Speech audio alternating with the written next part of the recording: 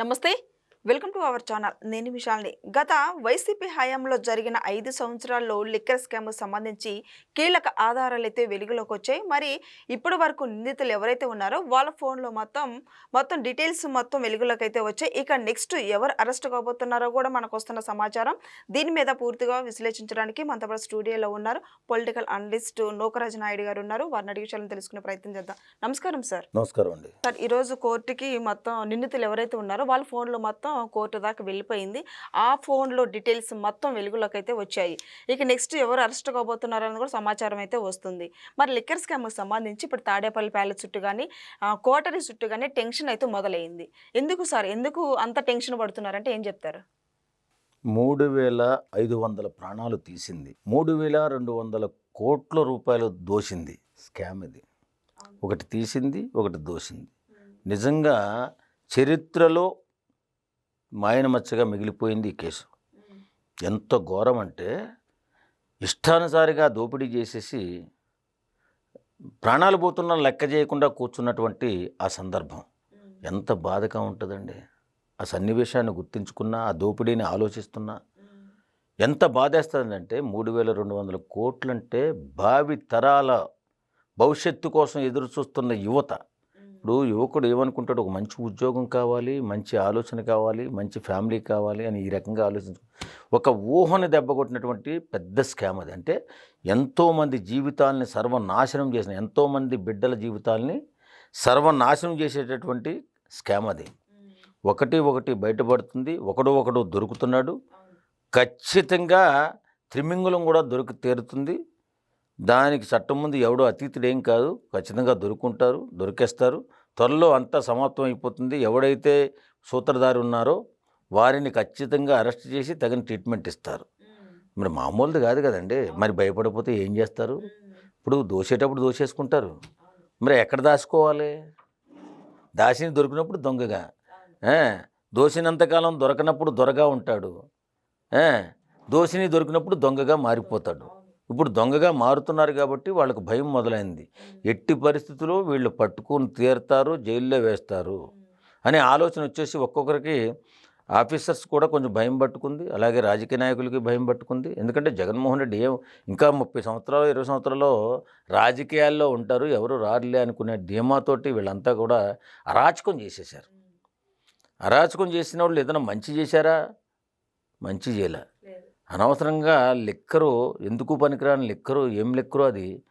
ఆ లిక్కరు, పేదవాడు తాగే లిక్కర్లో ఏవి కలిపారో నాకు తెలియదు, కానీ 3,500 కుటుంబాలు రోడ్డున పడిపోయినటువంటి ఒక దీనాతి దీనమైన చరిత్ర అది.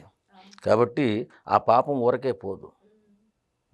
మనం పుణ్యం చేస్తే పుణ్యం మనతో వస్తుంది, పాపం చేస్తే పాపం కూడా మనతోనే వస్తుంది, మనకే వస్తుంది. కాబట్టి నేనేమంటానంటే అంత దుర్మార్గమైన పరిపాలన జరిపినప్పుడు ఈవేళ భయపడాలా? మరి భయపడిపోతుంది. నువ్వు తప్పు చేసినోడు ఎప్పటికైనా భయపడుతూనే ఉంటాడు, భయపడాలి కూడా. కాబట్టి తప్పు చేశారు కాబట్టి భయపడుతున్నారు. ఖచ్చితంగా ఫలితం అనుభవించక తప్పదని ఆలోచనకు వస్తే పర్వాలేదు, లేకపోతే తప్పించుకోవాలని ప్రయత్నం చేస్తున్నారు కానీ బట్టి ఇంకా భయపడుతున్నారు. లేకపోతే మామూలు కేసమ్మాది. ఇప్పుడు జగన్మోహన్ రెడ్డి 5 సంవత్సరాల కాలంలో లిక్కర్ మీద ఎంత అరాచకం జరిగిందో, ఎంత అన్యాయం జరిగిందో, ఎంత దోపిడీ జరిగిందో. కాబట్టి అందరూ భయపడాల్సిందే. ఎవడైతే దోపిడీలో పాల్గొన్నాడో, ఎవడైతే ఈ 35,000 మంది చనిపోవడానికి కారకులో ఖచ్చితంగా భయపడతారు. ఆ భయం ఎలా ఉంటుందో కూడా కూటమి ప్రభుత్వం కూడా ఖచ్చితంగా చూపిస్తారు. ఈ ఫోన్ ద్వారా మరి మొత్తం డీటెయిల్స్ ఇంకా వచ్చినట్టేనంటారా? ఆధారాలు మొత్తం ఇంకా చాలా ఉంటాయండి. కొంచెం టైం పడుతుంది. పాపం పండాలంటే ఇప్పుడు చెట్టుని కాయ వచ్చిన తర్వాత దాన్ని పండడానికి కొంచెం టైం పడుతుంది. వాళ్ళ పాపం పండడానికి కూడా టైం పడుతుంది. త్వరలో పండిపోతుంది. పండిపోయిన తర్వాత ఒక్కొక్కరిని తీసుకెళ్లి జైల్లో వేస్తారు. ఈ పాపాలన్నిటికీ కారణమైన దుర్మార్గులు చరిత్రలో చరిత్రహీనులుగా మిగిలిపోతారు. లాస్ట్కి ఇంకా అంతిమ లబ్ధిదారు అని అంటున్నారు, బిగ్ బాస్ అంటున్నారు, వచ్చే అవకాశం ఉందంటారా? ఖచ్చితంగా. ఆల్రెడీ ఆయనకి చాలా ఉన్నాయి, ఇది ఇంకోటి యాడ్ అవుతుంది అంతే, ఎందుకంటే ఏం కాదు. ఎప్పటికైనా చరిత్రహీనుడిగా మిగిలిపోవడానికి ఇంకా చాలా ఉన్నాయి.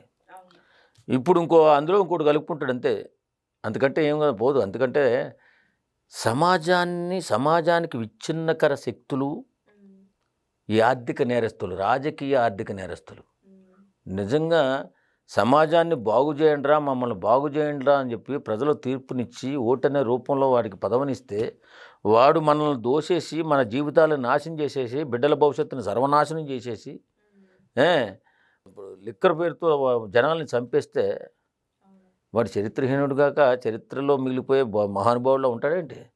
ఖచ్చితంగా దొంగే, ఎప్పటికైనా దొంగే. ఆ దొంగని ఒకప్పుడు భయపడి మనం వాడి గురించి మాట్లాడకపోయినా పూర్తిగా ప్రూవ్ అయ్యాడు జైలుకి పోయిన తర్వాత అయినా మాట్లాడుకుంటాం కదా. ఖచ్చితంగా దొంగోడికి ఎప్పుడు దారి దొరకదమ్మా, దారులు మూసుకుపోయి ఉంటాయి. ఆ దొంగ ఎవడైనా బయటపడతాడు, దొరుకుతాడు. పెద్దగా అంటే వీళ్ళందరూ చిల్లర దొంగలు అయితే వాడు గజ దొంగ ఉంటాడు. ఆ గజ దొంగను పట్టుకున్నప్పుడు అప్పుడు ప్రజలకు అర్థమవుతుంది ఎక్కడ ఈ గజ దొంగ చేసిన అన్యాయం ఏంటో, అరాచకం ఏంటో, దౌర్జన్యం ఏంటో, పేదల పట్ల ఎంత అన్యాయం చేసి ఉసురు తీశాడో అప్పుడు తెలుస్తుంది, పాపం పండుతుంది. Okay sir. Thank you.